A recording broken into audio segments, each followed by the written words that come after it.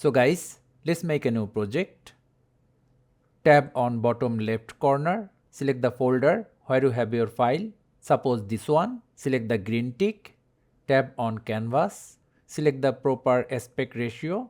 Now to speed up part of a video clip, go to speed, then select the second option, curve, move the playhead to the point where you want to speed up your video. Suppose around here, press on add to add a key point.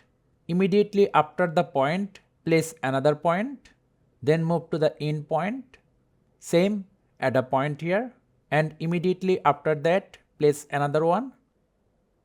Delete all the extra points. Now move the middle points up.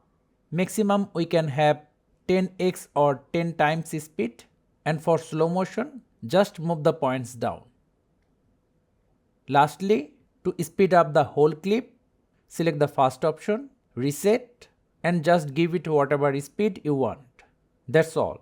So thank you guys for watching. Have a good day.